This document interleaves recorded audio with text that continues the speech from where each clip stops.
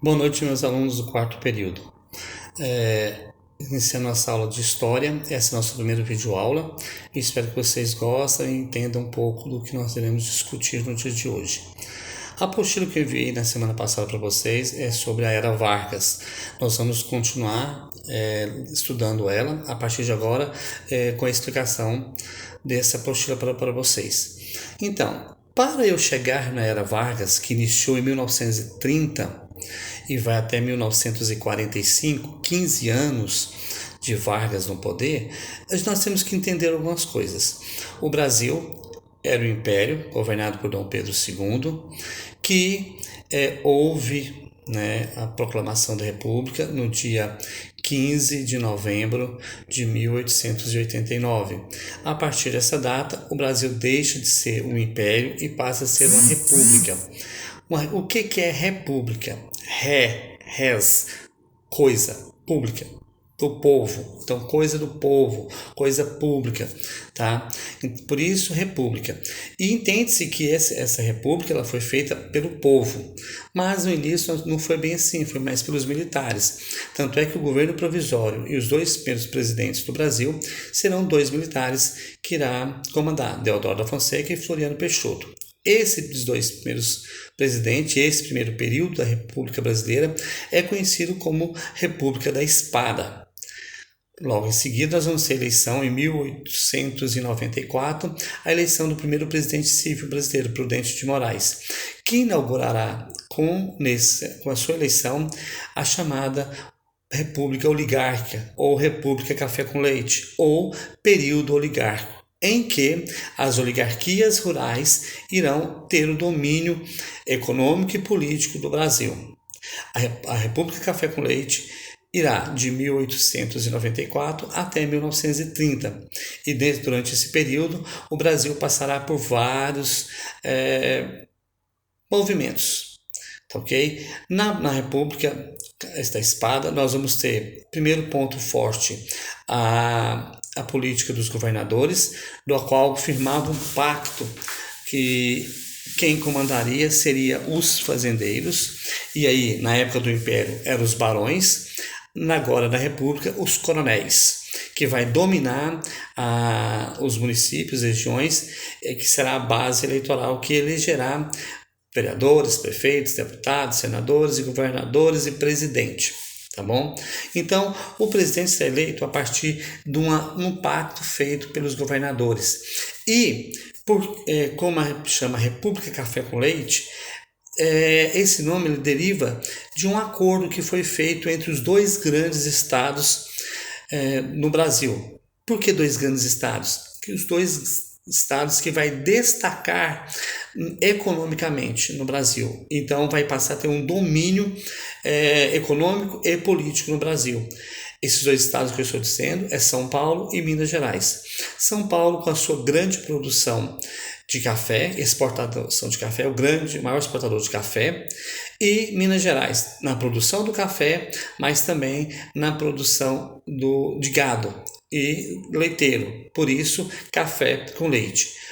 No mandato, em uma eleição, o presidente seria de São Paulo, o vice de Minas. No outro, alternaria o presidente de Minas e o vice de São Paulo. E isso vai acontecer até 1930, quando estará fim a República Café com Leite. A República Café com Leite ela vai passar por grandes movimentos internos. O grande fortalecedor dessa república será a política que nós denominaremos de política do clientelismo ou do coronelismo, tá? E do voto de cabresto. Essas três palavras devem ficar bem na mente de vocês: coronelismo, clientelismo e voto de cabresto. Eu falei para vocês que durante o Império nós tínhamos o domínio fazendeiro dos barões, dos senhores barões. Com a proclamação da República nós vamos ter esses grandes fazendeiros comprando o título de coronel e exercendo a sua força, o seu domínio na região. Os coronéis mantinham para si a sua milícia própria, que nós daremos o nome de jagunços, do qual fará a segurança da fazenda do coronel e cumprirá as demandas que o coronel incumbir eles. Tá? Então, o coronel que terá mais força é aquele que conseguirá uma terra maior, uma produtividade maior, e ele vai dominar mais a região. E esse domínio vai de quem trabalha para si na sua terra, quem mora na sua terra para trabalhar, e os moradores das pequenas cidadezinhas que ficavam próximas às fazendas.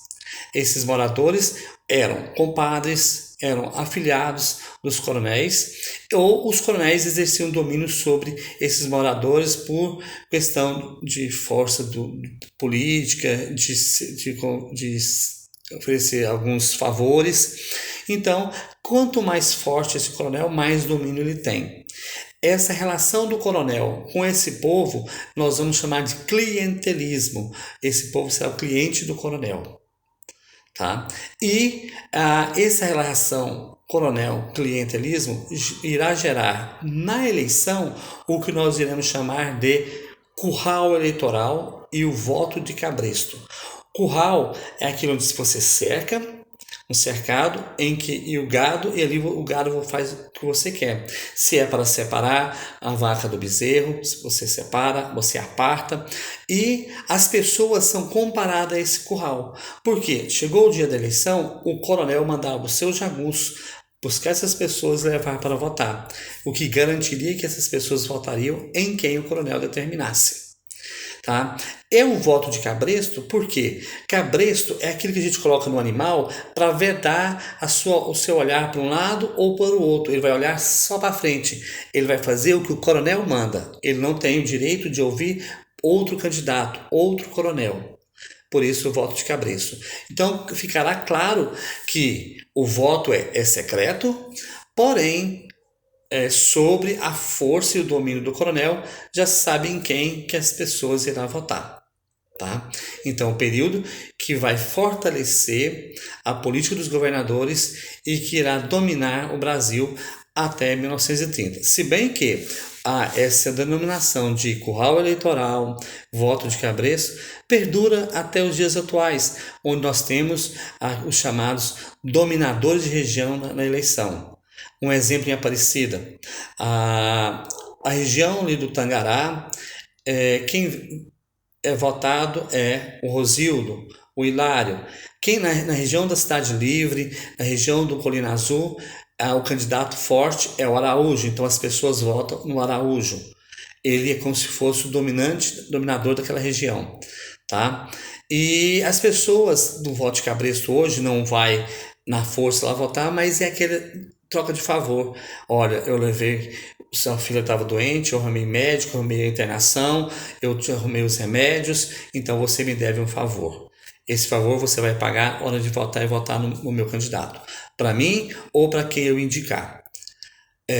Você estava desempregado, eu arrumei cesta básica para você, eu arrumei um emprego, então você me deve um favor, você vai votar em quem eu indicar. Isso é o voto de cabresto, isso é o clientelismo, que tinha lá em 1894 até 1930, mas que perdura até os dias atuais. Tá? Nesse período nós vamos ter alguns movimentos internos no Brasil, como a Guerra de Canudos, Guerra do Contestado, o movimento revolucionário, vamos ter a Primeira Guerra Mundial, em que o Brasil participará, teremos a Semana de Arte Moderna, que são os movimentos que irá movimentar a região, e com isso fará com que tenhamos a chamada Era Vargas. A Era Vargas se dá porque o estado de São Paulo e Minas rompe o acordo da política café com leite. No rompimento do acordo, Getúlio Vargas sai candidato pelo Rio Grande do Sul. A eleição é fraudada e o Washington Luiz ganha a eleição. Então há o golpe e Vargas assume como interventor, e dando início à chamada Era Vargas. Essa Era Vargas é o que nós iremos estudar na nossa próxima videoaula. Tá? Eu gostaria que vocês fizessem a leitura, deixando bem claro que vocês precisam fazer um trabalho para me entregar sobre o fortalecimento do comunismo no Brasil, que está na página 109. Tá? Vocês vão fazer um relatório sobre o fortalecimento do comunismo no Brasil e enviar para o e-mail. Ok? Então, uma boa noite a todos. Espero que vocês tenham gostado da nossa videoaula. Na nossa próxima aula, então, daremos início à Era Vargas no Brasil. Um abraço, fiquem com Deus.